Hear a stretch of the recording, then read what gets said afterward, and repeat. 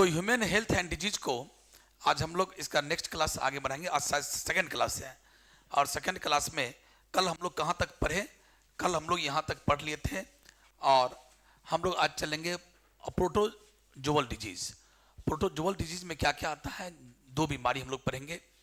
पढ़ने के लिए तो बहुत कुछ है लेकिन पढ़ना कितना है, मलेरिया और अमीबियासिस। अमीबियासिस किससे होता है, पहले अमीबियासिस तो मात्र 2-3 लाइन का है, वो जान लीजिए, उसके बाद हम लोग मलेरिया पे आ जाएंगे। अमीबियासिस जिसको हम लोग अमीबिक डिसेंट्री भी कहते हैं, बीमारी का नाम क्या है, अमीबिक डिसेंट्री। और ये किससे होता है, एंट अमीबा हिस्टोलाइटिका। ये पहला लाइन जानना बहुत जरूरी है। ये पहला लाइन हम तो उसी भी बोले कि किसी बीमारी का पहला लाइन जरूर जानिए और उसका नाम क्या, कॉजेटिव एजेंट। उस बीमारी का कॉजेटिव एजेंट कौन है। So it is caused by intestinal endoparasite जिसका नाम है entamoeba histolytica which is a protozoan parasite of the large intestine। हम इंसान के कहां पर रहता है, ये लार्ज इंटेस्टाइन में। ये नीट 2022 में पूछा भी जा चुका है, ठीक है। सिम्टम्स के बारे में क्या होगा कि इसमें बार बार आपको पेट में हल्का हल्का मीठा मीठा दर्द करेगा। कैसा पेन होगा, मरोरा वाला पेन होगा। और उसके बाद बार बार लेट्रिन लगेगा, बार बार लेट्रिन जाने का मन करेगा। और फ्रीक्वेंट फीकल डिस्चार्ज होगा, बार बार फ्रीक्वेंट डिजायर फॉर डिफिकेशन, मतलब इसको बोलते हैं लेट्रिन करने का मन करना जाना। और लेट्रिन में क्या क्या आएगा, तो उसमें आएगा म्यूकस जिसको आप लोग गाँव करते हैं ऑफ पोटा टाइप का, यानी जैसे होता है नेटा पोटा उस टाइप्स का उसमें कुछ आता है, उसको बोलते हैं म्यूकस करके। कभी कभी ब्लीडिंग भी हो सकता है। इसको हम लोग गाँव घर में अगर एक शब्द में कहा जाए तो सुईल भी कह सकते हैं, सुलबाई टाइप का होता है। तो प्यारे ये होता है, ये सब कैसे हमारे बॉडी में आया, जितने भी हमारे बॉडी में इन्फेक्टेड भोजन आपने कर लिया, ठीक है, इन्फेक्टेड भोजन कर लिया, जैसे सलाद वगैरह जो कच्चा रॉ मटेरियल होता है, कच्चा तो सलाद क्या होता है, कच्चा ही होता है ना। तो उसमें क्या होता है, उसके अंडे उसके सिस्ट वगैरह आ जाते हैं, उससे होता है। तो सिम्टम क्या होगा, पेट में दर्द करेगा और कॉन्स्टिपेशन भी कभी कभी हो सकता है अलग बात, लेकिन मेन है क्रैम्प्स में होता है मरोरा वाला दर्द। फिकस विथ एक्सेस म्यूकस काफी आएगा, ब्लड क्लॉट भी रह सकता है और बार बार लेट्रिन लगेगा, ठीक है। और इस बीमारी का कौन कौन ये है, तो हाउस फ्लाई क्या करता है, घरेलू मक्खी। किसी ने लेट्रिन किया तो लेट्रिन पर वो क्या किया, वो बैठ गया मक्खी वहां से क्या ले आया, उसके अंडे उसके सिस्ट, खास करके सिस्ट ले आता है। और सिस्ट क्या होता है, तो उस बैक्टीरिया उस एंट अमीबा हिस्टोलाइटिका का ऐसा रूप जो अपने बॉडी के चारों तरफ क्या बना लिया, वॉल बना लिया। और वो उनके इंसान के फिकस के साथ फीकल में लैट्रिन के साथ वो बाहर निकल गया, उसको बोलते हैं सिस्ट का मतलब ये हुआ कि धूप भी पड़ेगा, धूप भी अगर 10 दिन उस पर पड़े तो उस माने एंट अमीबा हिस्टोलाइटिका नहीं मरेगा, क्योंकि अपने चारों तरफ क्या बना लिया, मोटा दीवार, उसको बोलते हैं सिस्ट। तो सिस्टिक स्टेज वहां रखा हुआ लैट्रिन पर, और वहां पर कौन बैठ गया, जाके ये मक्खी बैठ गया, मक्खी वहां से बैठ के आपके चावल पर बैठ गया, आपके पानी पर, आपके गिलास में बैठ गया, आप पानी लग गया वहां पर और आपने उस पानी को पी लिया, या उस गाजर को या मूली को, या कुछ लोग ऐसे होते हैं कि खेतों में जाके कर दिए, समझ रहे हैं, लोटा लेके गया कर दिया, तो वहां पर मूली है, गाजर है, वहां लग गया उसका सिस्ट। और मूली का कितना भी धोगे तो मूली में जो लाइनिंग खिंचा हुआ, उस समय वो सिस्ट क्या होता है, सिस्ट को तो आप देख नहीं सकते हैं, वो भी तो एक कोशिकीय प्राणी है, तो एक कोशिका वाले चीजों को तो आप देख नहीं पाओगे। और वो आपकी बॉडी में चला गया, आपकी बॉडी में जाने के बाद उसका सिस्ट वॉल टूटता है, और सिस्ट वॉल टूट करके जब टूटता है तो अंदर से अमीबा का रूप निकलता है। कौन अमीबा, एंट अमीबा हिस्टोलाइटिका निकलता है और फिर आपके बॉडी में घर बसाता है। कहाँ बसाता है, आपके बॉडी के लार्ज इंटेस्टाइन में। तो ये है इसका। तो मेरा कहना है कि जनरली इसमें क्वेश्चन क्या आता है, पहला लाइन ये इससे आप सचेत रहिए, ऑब्जेक्टिव टिक मार लो, इसको आप दरकिनार नहीं कर सकते हैं। हाँ, अगर इस पर शॉर्ट नोट्स आ जाए तब तो भैया सब कुछ लिखना है, कैसे फैलता है और इसके सिम्टम्स क्या क्या हैं और कैसे फैलता है, मक्खी कैसे फैलाता है। नहीं तो जनरली ये पूछता है पहला लाइन कि एंट अमीबा हिस्टोलाइटिका से होता है, ये एंडो पैरासाइट है, हमारे बॉडी के अंदर रहता है, एक्टो नहीं। जैसे मान लो अगर ढील की बात करें, ढील हमारे बॉडी के बाहर में रहता है और तो भी हमारे बॉडी का खून चूस के मजा लेता है और हम लोग कष्ट में रहते हैं। तो ऐसा पैरासाइट जो हमारे बॉडी के बाहरी सरफेस पर रह करके हमारे बॉडी को कष्ट देता है, उसे क्या कहते हैं, एक्टोपैरासाइट। और जो हमारे बॉडी के अंदर जाकर के हमारी बॉडी को बर्बाद करता है, उसे क्या कहते हैं, एंडोपैरासाइट। ये क्या है, एंडोपैरासाइट हमारे इंटेस्टाइन के अंदर में है, इंटेस्टाइन के अंदर में है। चलिए, तो ये था। उसके बाद अब एक बीमारी और है इस पर जो काफी बेहतरीन बीमारी है, बेहतरीन को कि मतलब बहुत फेमस है और ये एग्जाम में काफी आता भी है और लाइफ के लिए बहुत डेंजरस भी है। चलिए, मलेरिया। मलेरिया होता कैसे है? मलेरिया होता कैसे है? तो बस एक लाइन जरूर याद कीजिएगा कि इसका नाम है प्लाज्मोडियम। प्लाज्मोडियम क्या है? Causative organism.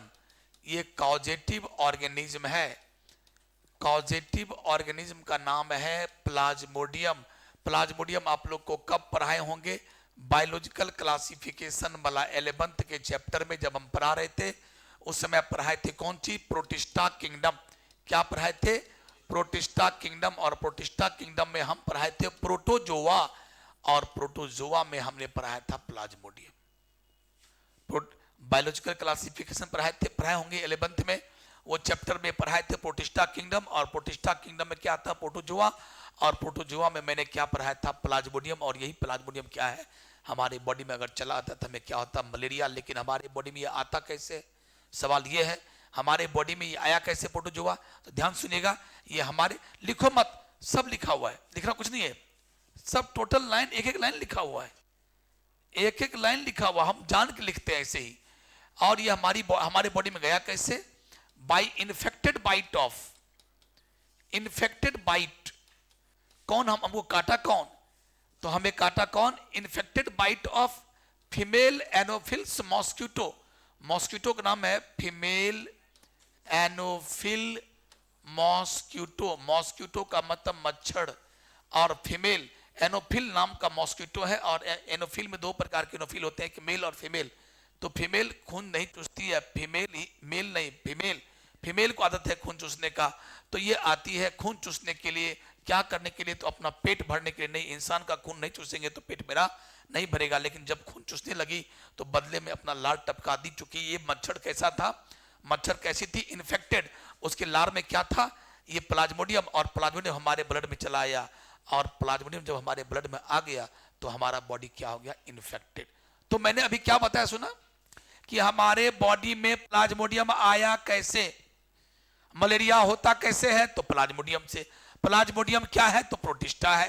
सॉरी, प्रोटिस्टा में कौन है? तो प्रोटोजोआ है। हमारी बॉडी में एंट्री कैसे मारा? जल्दी बोलो। तो फीमेल एनोफिल मॉस्किटो आके बाइट कर लिया। लेकिन कौन फीमेल मॉस्किटो? तो एनोफिल। कौन? फीमेल एनोफिल। कैसा? क्या फीमेल एनोफिल सब काट ले तो हो जाएगा? नहीं, ऐसा फीमेल एनोफिल मॉस्किटो जो इन्फेक्टेड हो, जिसके मुंह में पहले से हो प्लाज्मोडियम, उसके काटने से मलेरिया होगा।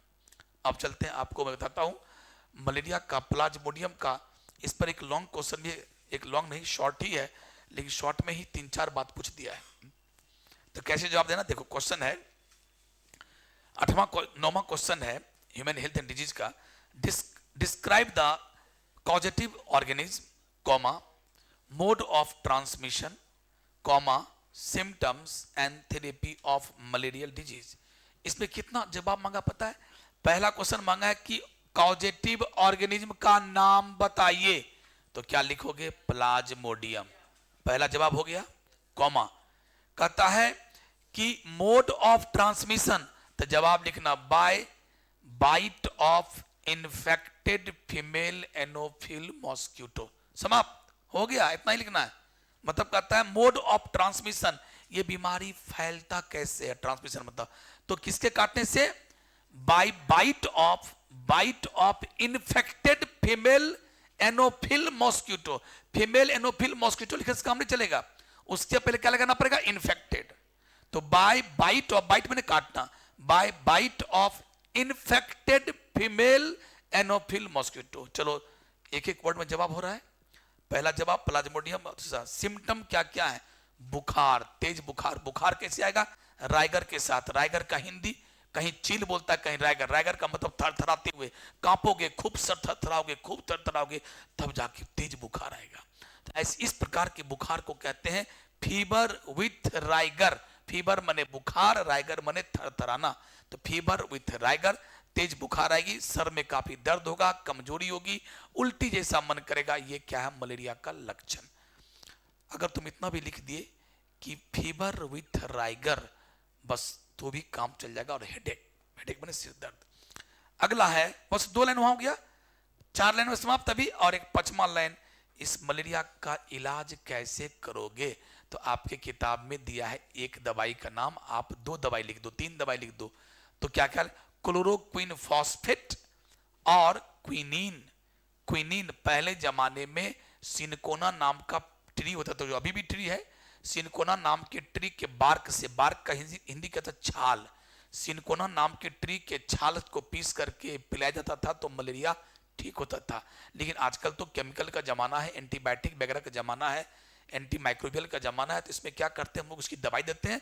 और मलेरिया का दवाई का तो आविष्कार हो ही गया, तो वो दवाई है क्लोरोक्विन फॉस्फेट, जो लेरियागो के नाम से मार्केट में आता है, वो दीजिए, या क्विनिन का इंजेक्शन दीजिए, या फिर आजकल तो और भी आ गया, टैबलेट भी आ गया है, बढ़िया बढ़िया बढ़िया बढ़िया, और इंजेक्शन आ गया है, आर्टिसोनेट वगैरह सब आ गया। तो सब लिखना नहीं है, वो सब मेडिकल थेरेपी। तो बस समाप्त हो गया मलेरिया। लेकिन इसमें अगर पूछते कि लाइफ साइकिल ऑफ प्लाज्मोडियम अलग से पूछ दे, लाइफ साइकिल ऑफ प्लाज्मोडियम, तब क्या करोगे? तो बहुत बड़ी बात हो जाएगी। चलिए, तो अब हम आगे बढ़ते हैं कि प्लाज्मोडियम, जिसको आपने बोला कि प्लाज्मोडियम से मलेरिया होता है, उसका 5 स्पीशीज का नाम बताएं। तो अब देखो, अगर हमको सिर्फ यही पढ़ाना होता तभी तक मेरा हो गया मलेरिया, आगे बढ़ जाते। लेकिन अभी मैं फिर आगे बढ़ा ही रहा हूं, मलेरिया थोड़ा पढ़ा ही रहा हूं। क्यों बोलो? क्योंकि मान लो कि मलेरिया पर ये क्वेश्चन नहीं आया, कोई दूसरा क्वेश्चन आ गया कि प्लाज्मोडियम का नाम लिखे, प्लाज्मोडियम के 5 स्पीशीज का नाम लिखे। आपके एनसीईआरटी बुक में 4 ही स्पीशीज का नाम दिया है, और आपके इनफैक्ट आपके इंटर लेवल में, नीट के लेवल में 4 नाम दिया है। लेकिन एक आविष्कार और हो चुका है, कितना साल पहले। हम लोग जो पढ़ाते हैं मेडिकल कॉलेज में, डॉक्टर्स को जब पढ़ाते हैं, तो हम लोग 5वां का भी नाम लेते हैं, और हमने 5वां का भी नाम बता देता हूँ क्या होगा। तो एक होता है प्लाज्मोडियम फैल्सीपेरम, और सबसे खतरनाक प्लाज्मोडियम फैल्सीपेरम ही होता है, जो सबसे डेंजरस होता है, फैल्सीपेरम। उसके बाद लिखिएगा प्लाज्मोडियम वाइवेक्स, लिख लो सब आदमी एक जगह, Plasmodium vivax, plasmodium ovale, plasmodium malariae, लिख लो, नहीं लिखा हुआ है। और एक लिख लो यही, ये देखो अभी जो मैं लिख रहा हूं, ये नया आविष्कार हुआ है, प्लाज्मोडियम नॉलेसी। यानी प्लाज्मोडियम का 5 वैरायटी है। टोटल आदमी लिखेंगे, ये लिख लो सब आदमी, काम आएगा। प्लाज्मोडियम का 5 स्पीशीज का नाम बताइए, और 5 स्पीशीज में क्वेश्चन पूछता है कौन सबसे डेंजरस है, तो ये ऊपर वाला डेंजरस है, ऊपर वाला सबसे डेंजरस है। Plasmodium falciparum, plasmodium vivax, plasmodium ovale, plasmodium malariae and plasmodium knowlesi. सबसे डेंजरस कौन है? Plasmodium falciparum. इसको लिख लीजिए, मैं इसे मिटाना चाहूंगा, जल्दी करेंगे।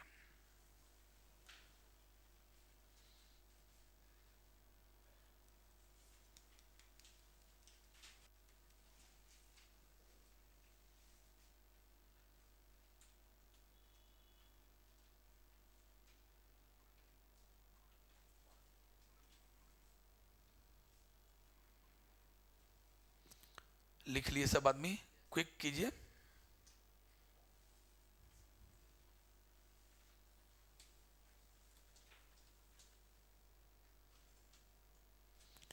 हम भी यहां पर लिखे हुए कौन कौन, Plasmodium vivax, Plasmodium malariae, Plasmodium falciparum, 3 ही लिखे हैं, 2 आपको मैं एक्स्ट्रा लिख दिया हूं।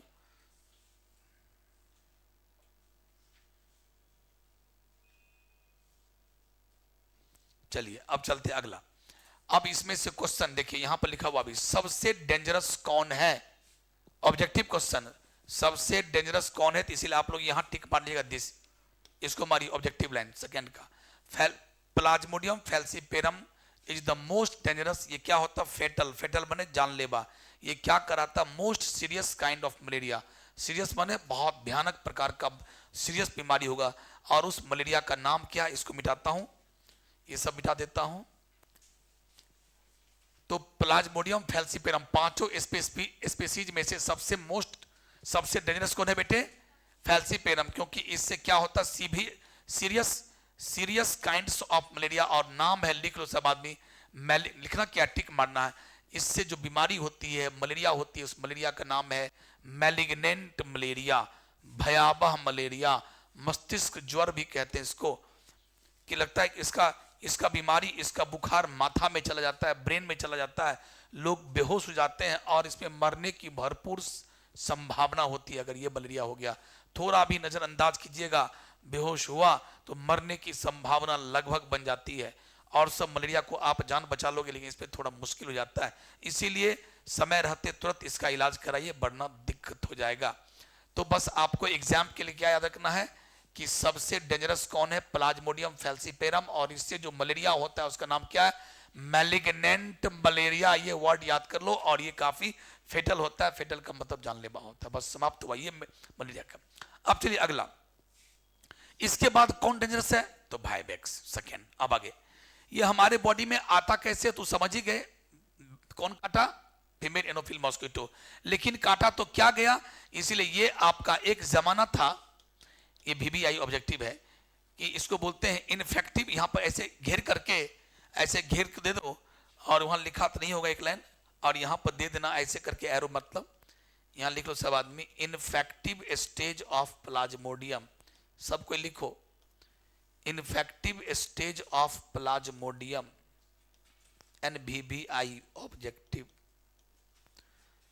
स्पोरोजोइट घेर दो, और घेर करके एरो में से लिखो infective stage of plasmodium, infective stage of plasmodium.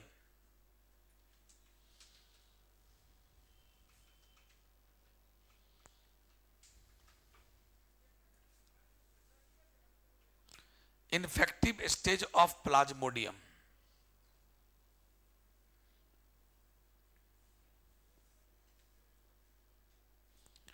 लिख लिया सब आदमी? इनफेक्टिव स्टेज ऑफ प्लाज। एक समय था जब ये लगभग हर साल ये क्वेश्चन आता था, हर साल ये क्वेश्चन, लगभग हर साल फिक्स था। इंटर के एग्जाम में ये आना था, ineffective stage of malarial parasite Plasmodium क्या है।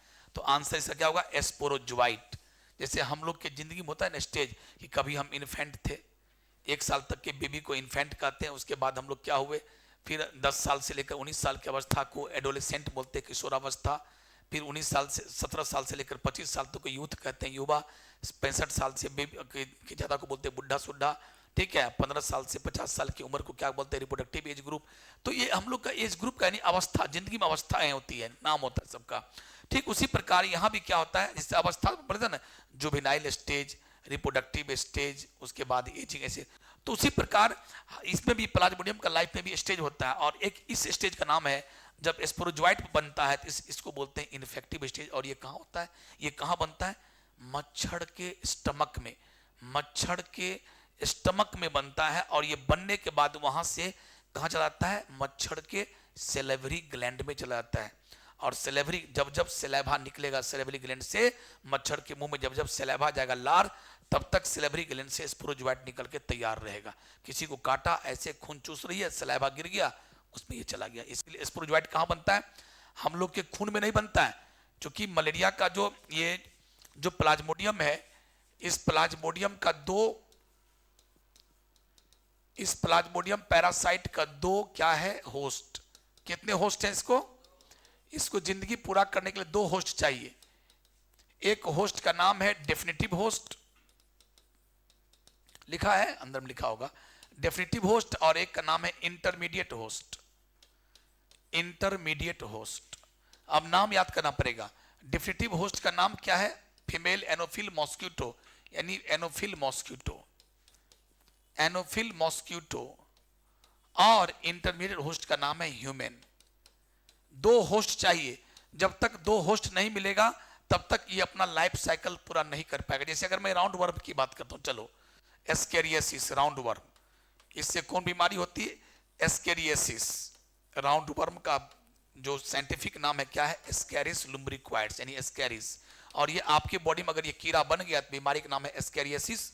तो ये जो राउंड वर्म है, इसके लिए मात्र एक होस्ट चाहिए, एक होस्ट, इंसान या जो भी है। इंसान के अंदर एक बार राउंड वर्म आ गया, बस ऐसे ही अपना पूरी जिंदगी जी लेता है। लेकिन अगर मैं प्लाज्मोडियम की बात करूं तो प्लाज्मोडियम ने कहा, सरकार मैं अपनी पूरी जिंदगी 2 होस्ट में, जब तक मैं 2 होस्ट की बॉडी से नहीं गुजरूंगा तब तक हमारा लाइफ साइकिल पूरा नहीं होगा। तो मैंने बोला कौन कौन? तो बोला एक इंसान और एक मच्छर। इंसान में कुछ देर रहूंगा तो 3 दिन 4 दिन 5 दिन 10 दिन इंसान के अंदर रहूंगा और उसके बाद मैं इंतजार करूंगा कि इस इंसान को कब मच्छर काटेगी, और मच्छर काटेगी तो कब हमको चूस के ले जाएगी अपने पेट में, और तब आधी जिंदगी वहां जीऊंगा। फिर उसके बाद मैं इंतजार करूंगा कि ऐ मच्छर तुम कब किसी इंसान को काटोगे जो तुम हमको उसके खून में डाल दोगे। जब मैं खून में जाऊंगा फिर मैं इंतजार करूंगा, ऐ मच्छर तुम कब इंसान को काटोगे जो तेरे पेट में जाऊंगा। जब तक मैं 2 जिंदगी से नहीं गुजरूंगा, मच्छर और इंसान, तब तक मेरी जिंदगी पूरी नहीं होगी।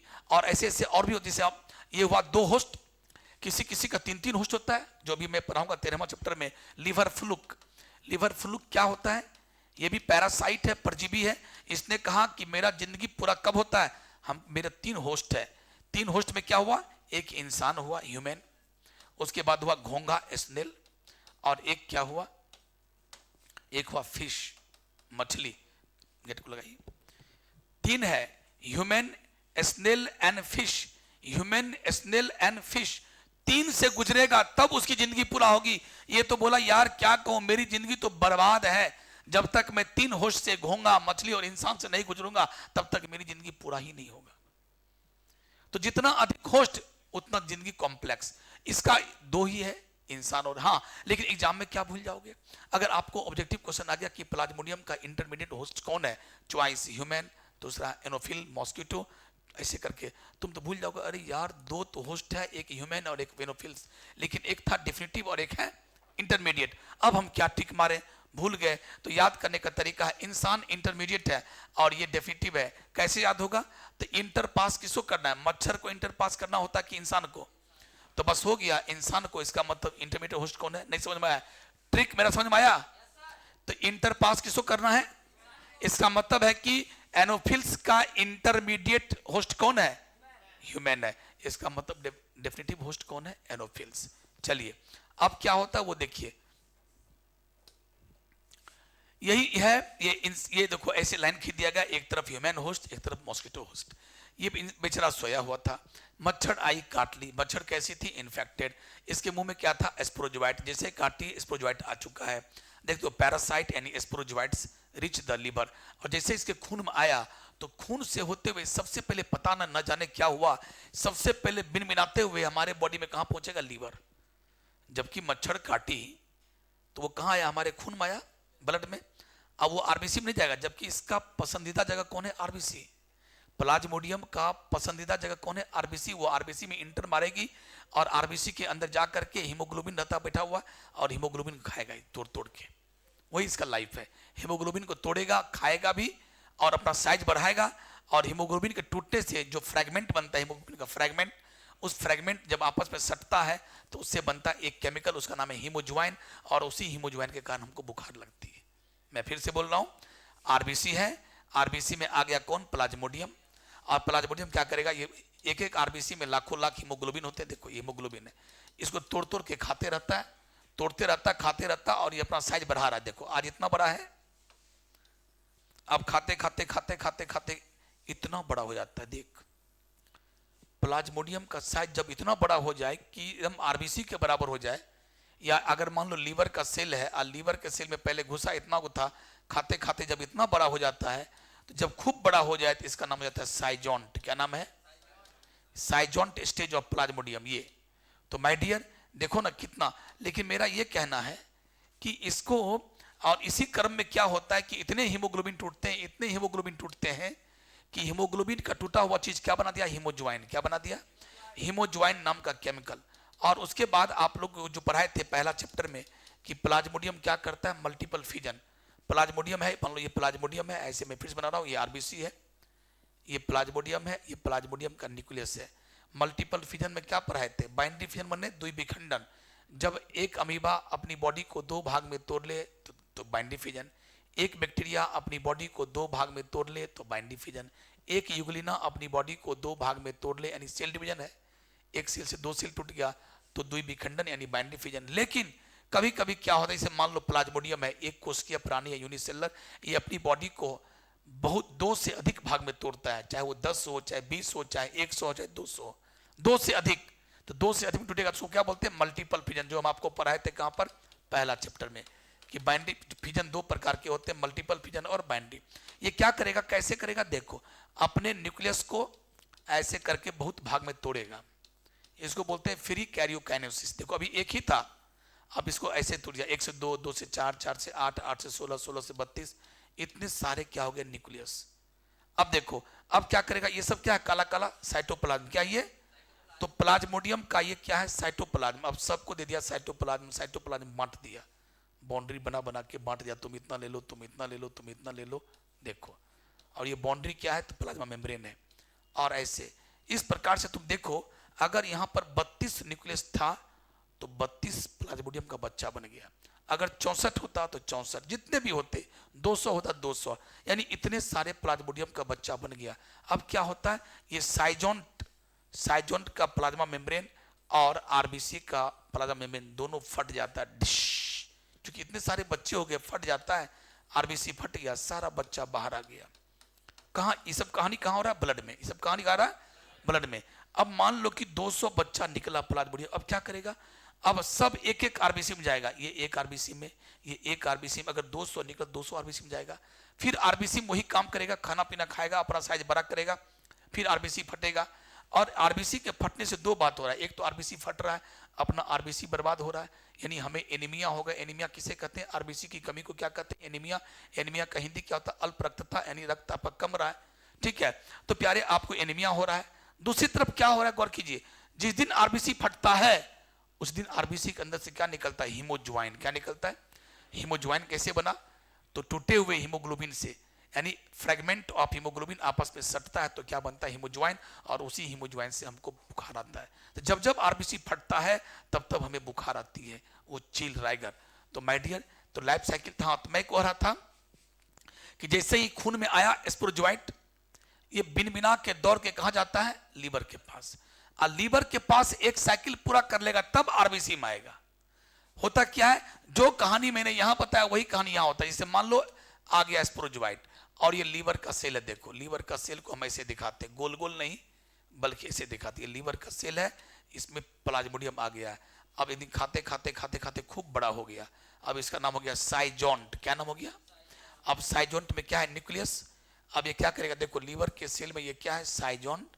और साइजोन्ट का न्यूक्लियस 1 से 2, 2 से 4, 4 से 8, 8 से 16, 16 से 32, 32 से 64, ऐसे करके बहुत सारा न्यूक्लियाई बना दिया। और सबके चारों तरफ क्या हुआ, साइटोप्लाज्म बांट दिया।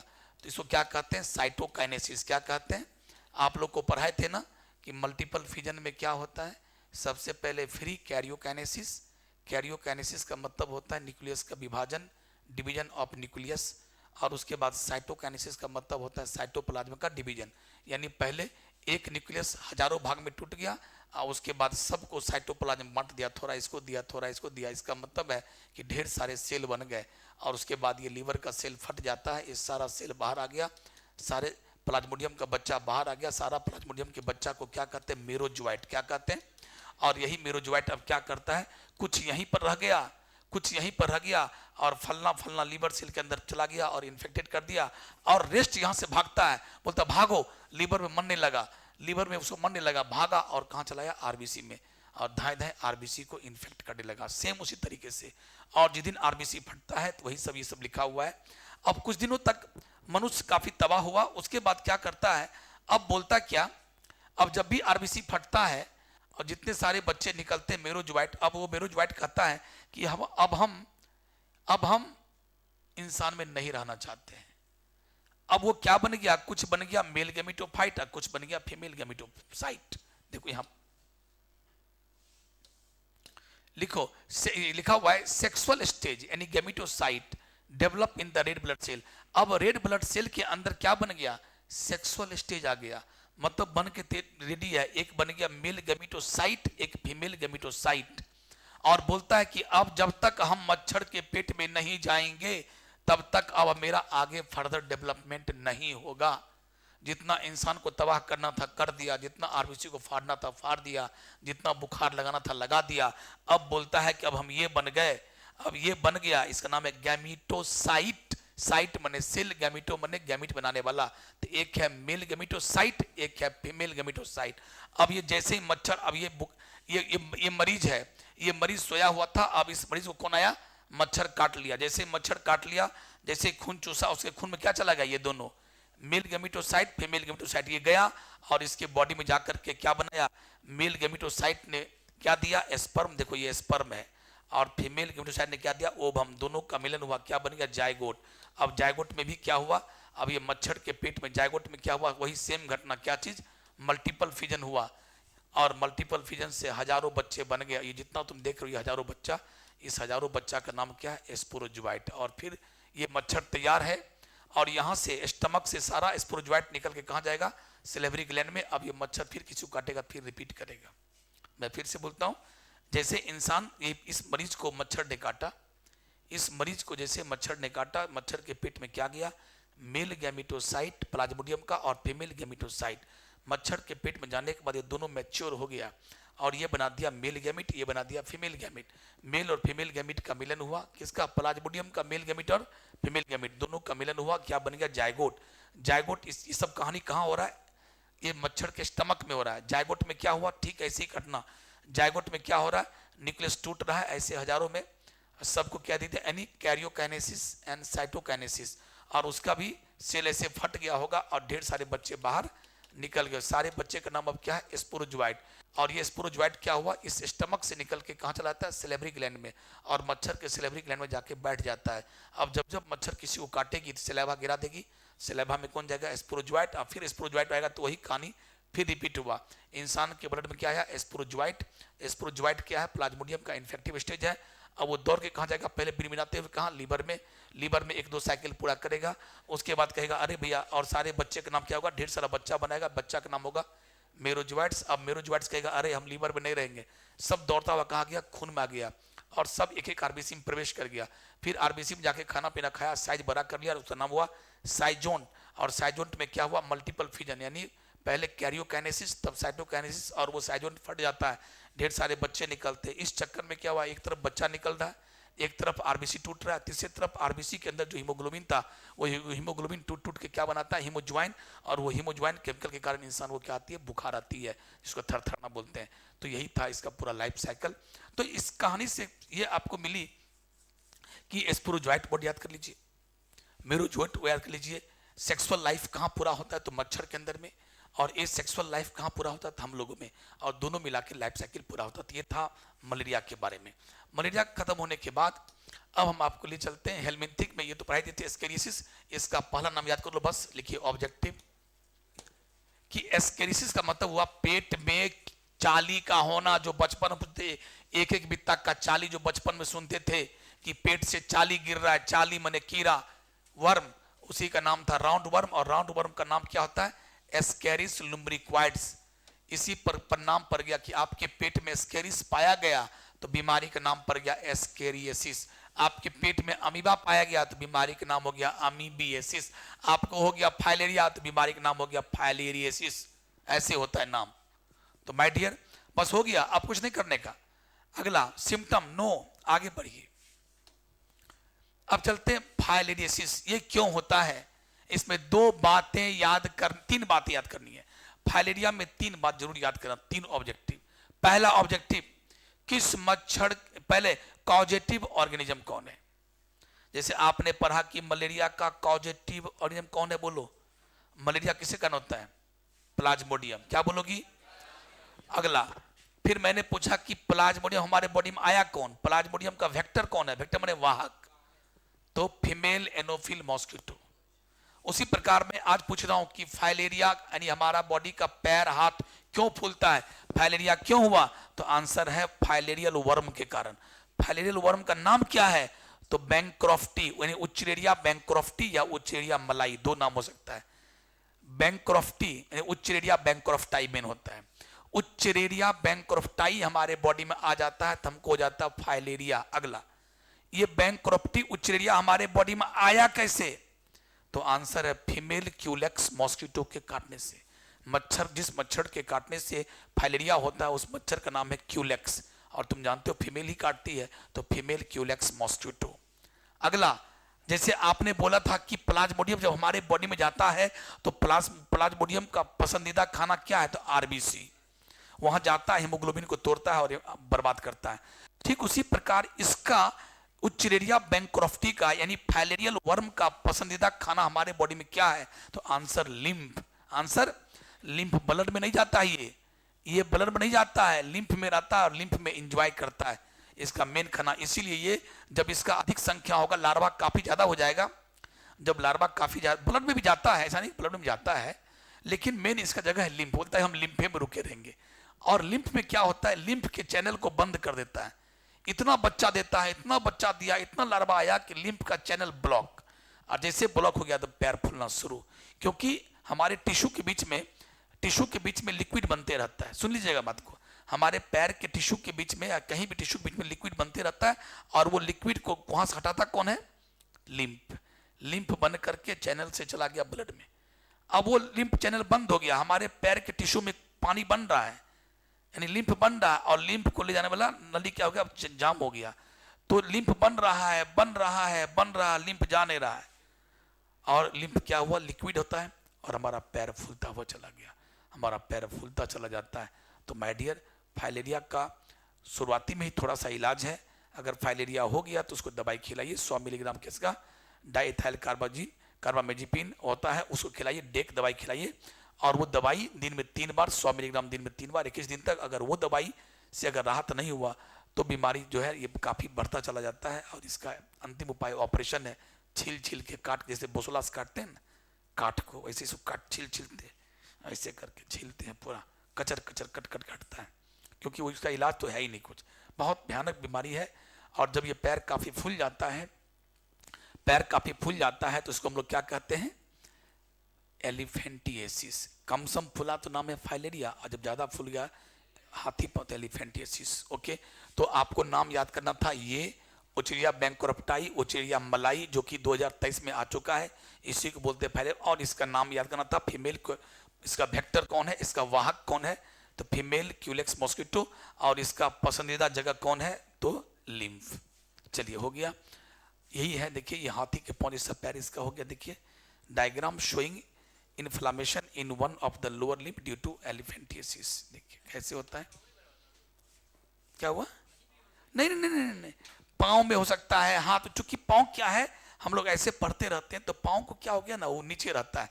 कहीं भी कुछ खड़े होके बात करो, बैठ के बात करो, पढ़ो, तो मेरा पाँव में क्या है, वो अंधकार में नीचे पड़ गया, मच्छर आके वहीं काट लेती है। तो मेन जगह यही है। बट जेनेटिलिया में हो सकता है। जेनेटिलिया मतलब क्या हुआ? मतलब एस्क्रोटम यहाँ भी हो जाता है। ये जो आप लोग को बनाए थे फोटो, ऐसे मान लो ये मर्द है और ये जेनेटिलिया, ये हो गया क्या? एस्क्रोटम। इसमें आके काट लिया, इतना बड़ा फूल जाता है, इतना बड़ा बड़ा हो जाता है। तो हम लोग लगता है हाइड्रोसील है। वो हाइड्रोसील मतलब क्या? जब पानी होता है हाइड्रोसील, और अगर फूला हुआ है पूरा, तो उसको तब थोड़ा समझ आते हैं कि आपको बुखार आती है। हाँ, बुखार खूब आती है थर के। अच्छा, यहाँ भी बुखार आती है थर के, फाइलेरिया में भी।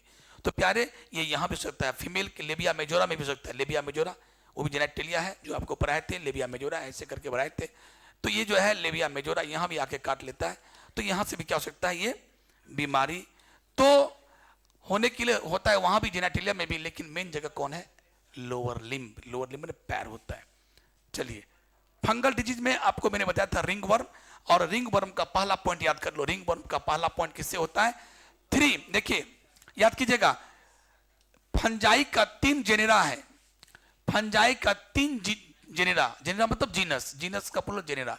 उसमें एक का नाम है माइक्रोस्पोरम, एक का नाम है ट्राइकोफाइटोन, और एक का नाम है एपिडर्मोफाइटोन।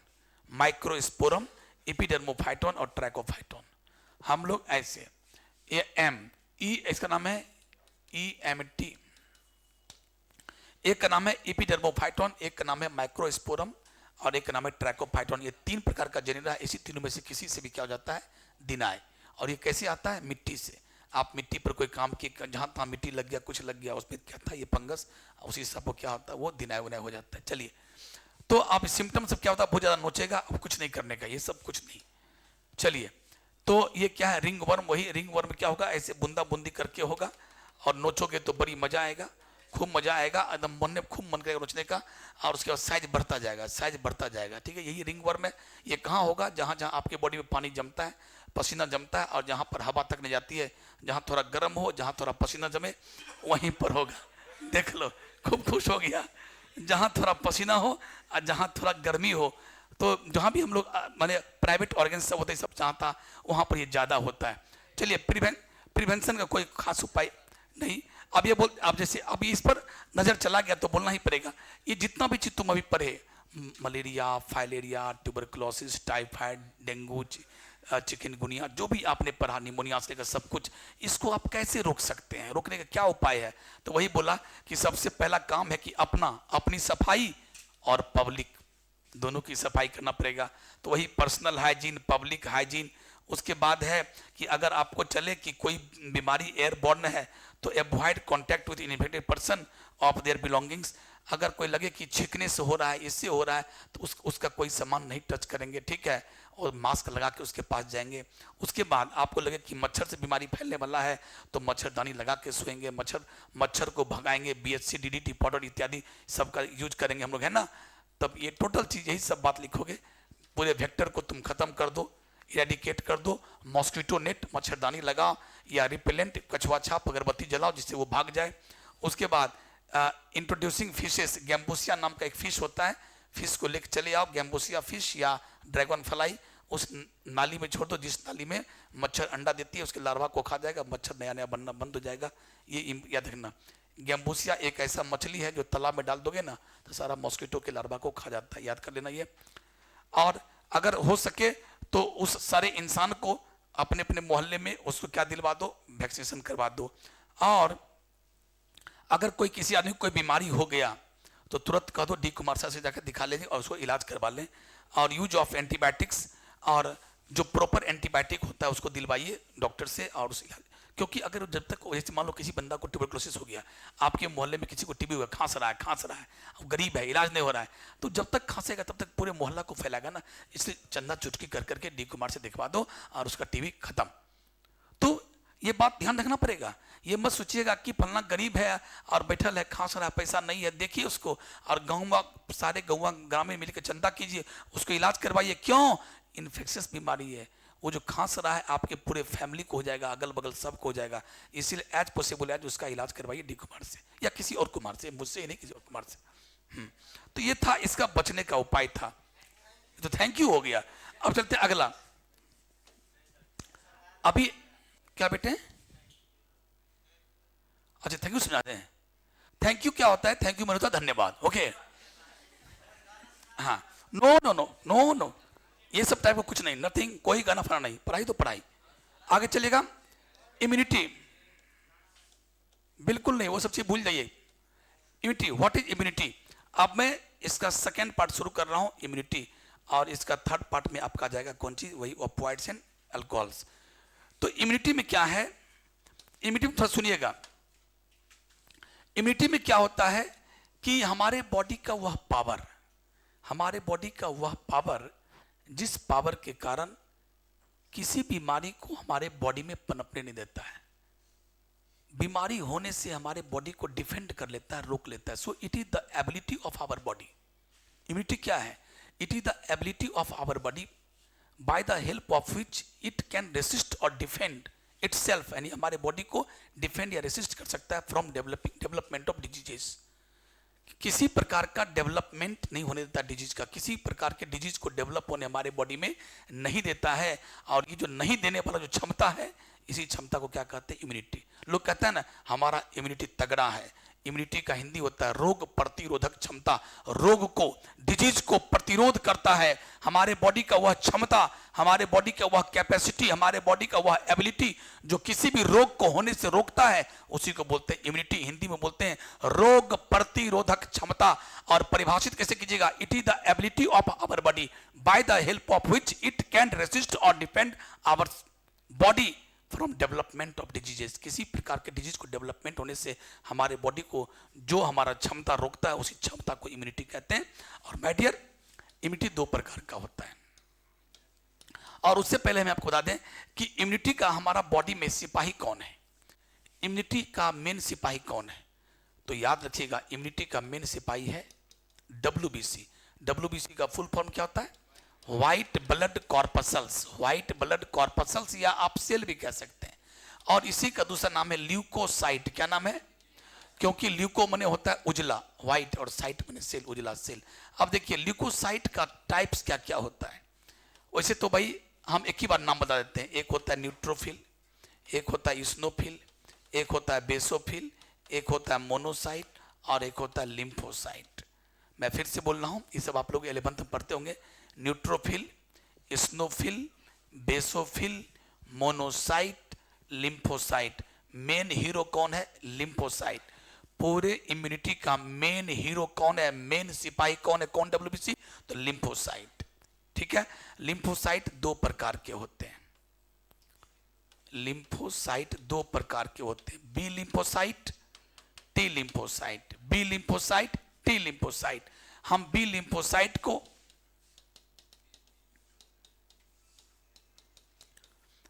लिम्फोसाइट को प्यार से चाचा कहते हैं, चाचा नहीं चचा। ठीक है। बी लिम्फोसाइट को चचा कहते हैं, चाचा नहीं चचा, हो चचा। और ये चचा जो है हमारी बॉडी में, हमारे बॉडी में क्या करता है? एंटीबॉडी बनाता है। हमारे बॉडी में क्या बनाता है? हमारे बॉडी में एंटीबॉडी बनाने का काम कौन करता है? चचा। चचा कौन है? B lymphocyte. बी लिम्फोसाइट क्या है? एक प्रकार का लिम्फोसाइट है। लिम्फोसाइट क्या है? एक प्रकार का डब्ल्यूबीसी है। अब ध्यान सुनिए, न्यूट्रोफिल, स्नोफिल, बेसोफिल ये सब तो है ही। इसमें एक क्वेश्चन आता है न्यूट्रोफिल से 12वीं के बोर्ड में, कि इसमें इस पांचों में से किसका दूसरा नाम है पॉलीमॉर्फो।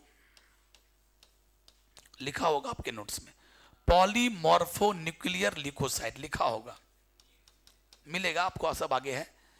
इसमें से किसका नाम है पॉलीमॉर्फो न्यूक्लियर ल्यूकोसाइट? मतलब पॉली मने एक से ज्यादा, मॉर्फो मने सकल सूरत, न्यूक्लियस मने न्यूक्लियस। यानी कौन ऐसा डब्ल्यूबीसी है जिसके न्यूक्लियस का शेप एक से ज्यादा हो? जैसे मान लो इसके मोनोसाइट का न्यूक्लियस कैसा होता है? किडनी के आकार का, एकदम फिक्स है, किडनी की तरह होगा। इसमें तो क्या है, इसका तो क्या, पूरे सेल में खाली न्यूक्लियस से होता है, देखो। अब चलो बेसोफिल का कैसा होता है? एस के आकार का। इसका कैसा होता है? चश्मा के आकार का। लेकिन इसका कैसा होता है? देखो सुनो, कभी ऐसा है बाइलोब्ड, कभी ऐसा हो गया ट्राइलोब्ड, कभी हो गया 4 लोब वाला, ऐसे। तो इसका विभिन्न प्रकार का शेप हो सकता है, इसलिए नाम पड़ गया poly, more than one, polymorpho सकल सूरत न्यूक्लियर। यानी ऐसा सेल जिसके न्यूक्लियस का सकल सूरत एक से ज्यादा प्रकार का हो, उसी को कहते हैं पॉलीमॉर्फो न्यूक्लियर ल्यूकोसाइट। किसको कहते हैं? न्यूट्रोफिल को। तो न्यूट्रोफिल। ठीक है। अब एक चीज और बताता हूं, ये मोनोसाइट, जब तक आपके ब्लड में मोनोसाइट घूम रहा है तब तक इसका नाम मोनोसाइट है, और ब्लड कैपिलरी को पार करके हमारे टिश्यू के बीच में आ गया, टिश्यू के दुनिया में। देखो ये सब टिश्यू है, टिश्यू है, ऑर्गन है, टिश्यू है, और टिश्यू के बीच से क्या जा रहा है? खून की नली। खून की नली का नाम क्या है? कैपिलरी। और जा रहा था तो ये डब्ल्यूबीसी, कौन डब्ल्यूबीसी? मोनोसाइट, यहां से निकल गया, दीवार को पार करते हुए यहां आ गया। और जब टिश्यू में आ जाता है मोनोसाइट, तो ऐसे मोनोसाइट का नाम हो जाता है मैक्रोफाज।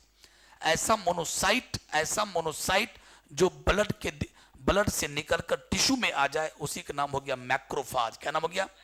अब यहां टिश्यू में आ गया, मैक्रोफाज नाम हो गया। नाम है मैक्रो, स्पेलिंग देखो, MACROPHAGE।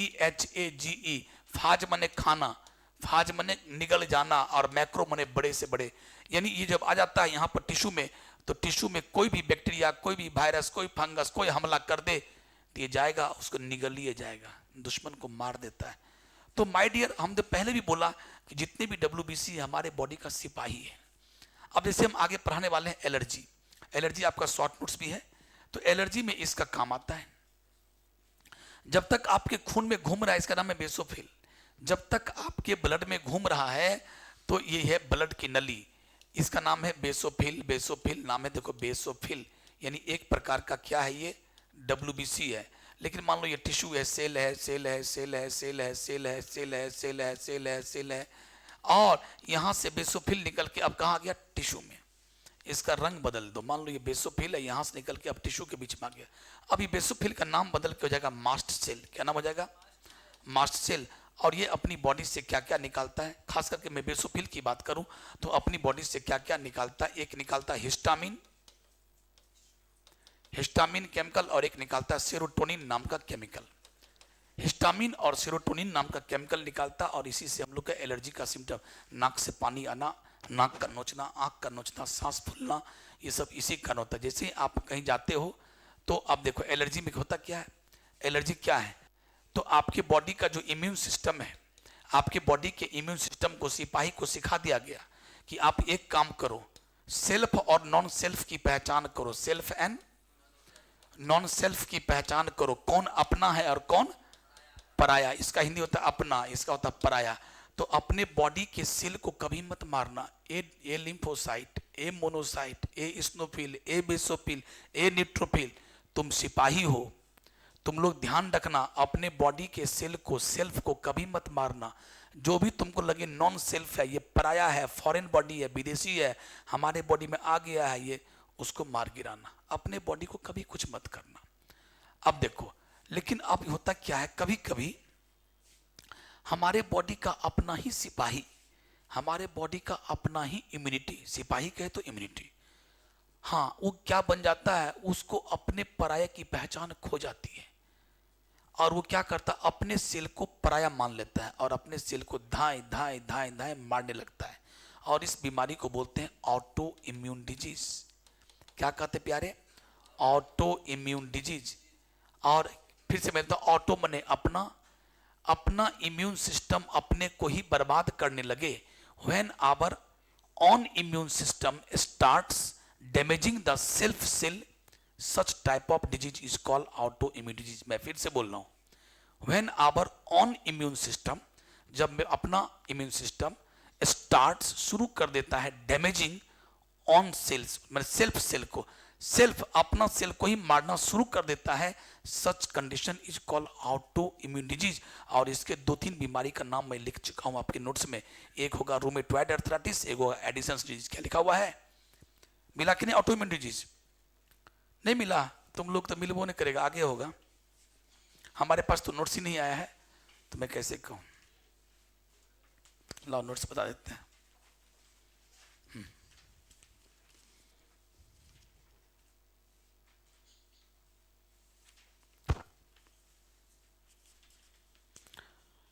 एलर्जी आ गया यहाँ पर, ऑटो यहाँ हो गया। चलिए पेज नंबर देखिए, अरे पेज नंबर किधर, पेज नंबर लिखा ही नहीं है, ये तो गजब गजब, मेरा आदमी सब भी जो है ना। चलो पेज नंबर, पेज नंबर कैसे बोले हम, ये जो फोटो है ना, इसके इसके बाद बल्ला, ये देखो, ये तो बहुत माइनर मिस्टेक, हम भी नहीं देखे, इसका पेज पेज नहीं दिया। इस फोटो के बाद यहाँ पर है ऑटो इम्यूनिटी। अब देखो ऑटो इम्यूनिटी में कितना डिजीज का नाम लिखा है, यहाँ पे दिया है कि नहीं दिया है, एक दिया है रूमेटॉइड अर्थराइटिस, लास्ट में दिया है, और बीमारी एडिसन डिजीज नहीं दिया ना, चलो कोई बात नहीं, एक तो दिया ना कम से कम, ठीक है। तो रूमेटॉइड अर्थराइटिस, तो ऑटो इम्यून डिजीज क्या है, ऑटो माने अपना, अपने बॉडी का अपना ही इम्यून सिस्टम अपने बॉडी को बर्बाद करने लगे, तो उसको बोलते हैं ऑटो इम्यून डिजीज। और इसका दो एग्जांपल दे देना, लिखो रूमेटॉइड अर्थराइटिस और एक और लिखो एडिसन्स डिजीज, लिखो एडिसन्स डिजीज, और एक तो आपका लिखा हुआ है ये तीसरा पॉइंट में कौन, रूमेटॉइड, रूमेटॉइड अर्थराइटिस। ये दो बीमारी, नाम तो बहुत कुछ, आईटीपी है और भी बहुत सारी बीमारी है, लेकिन आपको दो नाम जानना है कि ऑटो इम्यून डिजीज हमारे बॉडी में कौन कौन है, ये जान लो।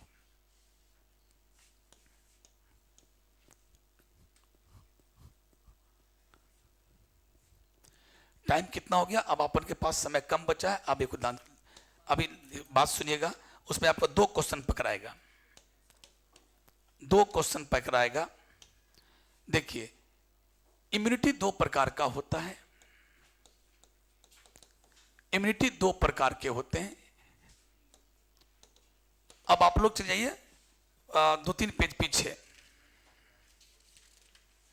हाँ देखिए यहीं पर जहां से शुरू हुआ है, इम्यूनिटी दो प्रकार के होते हैं, एक होता है इनेट इम्यूनिटी और एक होता है एक्वायर्ड। मिला ये आपका, ये वाला, और देखिए इनेट और एक होता है acquired, acquired immunity, acquired immunity. इस अच्छा, इसका नाम और भी क्या होता है, एक नाम भी और भी है, एडेप्टिव। इसका एडेप्टिव नाम है। और ये दो प्रकार के होते हैं। और ये भी आपका क्वेश्चन है कि एक्टिव इम्यूनिटी और पैसिव इम्यूनिटी में क्या अंतर है। एक्टिव इम्यूनिटी और ये पैसिव इम्यूनिटी। अब चलिए, ये भी आपका एक क्वेश्चन हम डाल दिए हैं कि describe the innate immunity with examples. Question दिए हैं, कहां दिए हैं क्वेश्चन बताता हूं। हाँ, क्वेश्चन नंबर 8वां, comment on innate immunity. Comment on innate immunity है ना। चलिए, इस पे क्या लिखेगा। ऐसा, ये दो प्रकार का होता है, एक ये और एक ये। ऐसा इम्यूनिटी जो कहां से हो, जन्म से हो, बाय बर्थ, तो इसका नाम ही है इनबॉर्न इम्यूनिटी, जो जन्म से मिलता है और ये जन्म के बाद एक्वायर करते हैं। एक्वायर का हिंदी क्या होता है, प्राप्त करना। ऐसा इम्यूनिटी जो बर्थ के बाद डेवलप करे उसे एक्वायर्ड या एडेप्टिव। ऐसा इम्यूनिटी जो जन्म से हमको मिले, by birth, which is present at the time of birth, those immunity which is present at the time of birth are called innate immunity या inborn immunity। और जो बर्थ के बाद जिंदगी के किसी भी समय में मिले, 5 साल की अवस्था में बीमार पड़ गए, जब जब तुम किसी भी बीमारी से तुम ग्रसित हो गए, जैसे मान लो कि 10 साल की अवस्था में तुम कोरोना हो गया, कोरोना से तुम नहीं मरे, बच गए, तो अब तुम्हारे बॉडी में कोरोना का इम्यूनिटी आ गया। टीबी हो गया, टीबी से नहीं बचे, दवाई खाए, आप जी गए, जिंदा रह गए, तो समझिए आपके बॉडी में ट्यूबरकुलोसिस का मतलब इम्यूनिटी आ गया।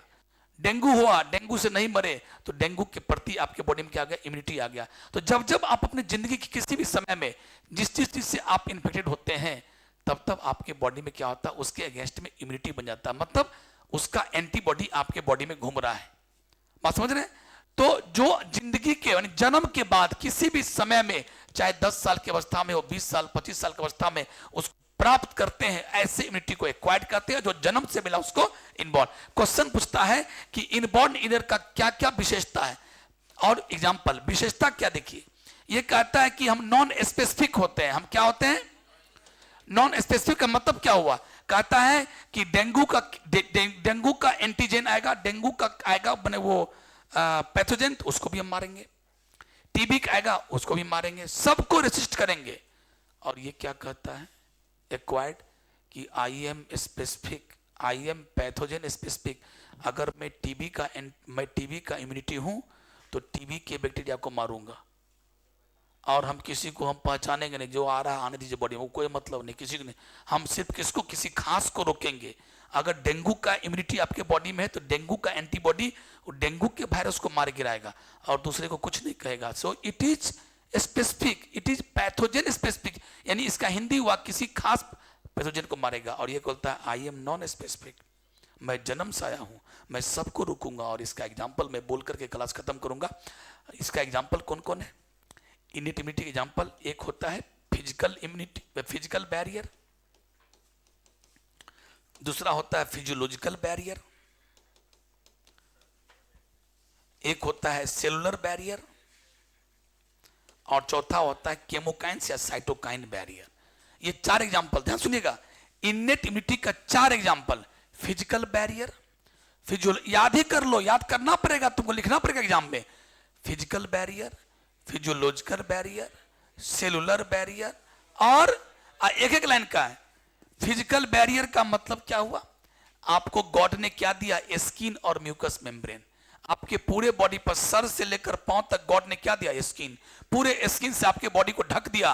और स्किन कहता है खबरदार बैक्टीरिया और खबरदार वायरस जो हमारे बॉडी के अंदर घुसा, और किसी को भी दुश्मन को जाने से रोकता है। ये स्किन आपको प्रोटेक्शन कर रहा है। ये क्या है, ये इम्यूनिटी है। अब चलो म्यूकस मेम्ब्रेन, ये क्या, ये जो है पूरा पिंक पिंक, और ये नाक के अंदर देखो, नाक ये पिंक पिंक, ये नाक के अंदर का दीवार, मुंह के अंदर का दीवार, और जो आपका इंटेस्टाइन है, इसके अंदर कोई भी नली हो, कोई भी कैविटीज हो, जगह हो, नली हो, उसके अंदर का दीवार को क्या बोलते हैं, म्यूकस। और म्यूकस मेम्ब्रेन कहता है, ए रोटी का टुकड़ा तुम जो बैक्टीरिया लाए हो, ए चावल का टुकड़ा तुम जो बैक्टीरिया लाए हो, क्या समझता है कि तुम्हारा बैक्टीरिया हमारे आंत को छेद करते हुए अंदर चला जाएगा, खबरदार जो अंदर चला गया। तो यहां जो आया बैक्टीरिया, ये नाक का म्यूकस मेम्ब्रेन कहता है, ए बैक्टीरिया तुम क्या समझते हो हमारे खून में चले जाओगे, वो रोकता है। तो म्यूकस मेम्ब्रेन और स्किन गॉड ने हमको दिया है, इसको बोलते हैं फिजिकल। फिजिकल बैरियर माने शारीरिक बैरियर, जो हमारे शरीर में गॉड ने, माँ ने हमको जन्म के वक्त दी है, ये जन्म के बाद नहीं, जन्म से आया है। अगला फिजियोलॉजिकल बैरियर, हमारे बॉडी में क्या है? सलाइवा, मुंह में सलाइवा, लार, लार में क्या है? ताकत है। लार में एक एंजाइम होता है जिसका नाम है लाइसोजाइम।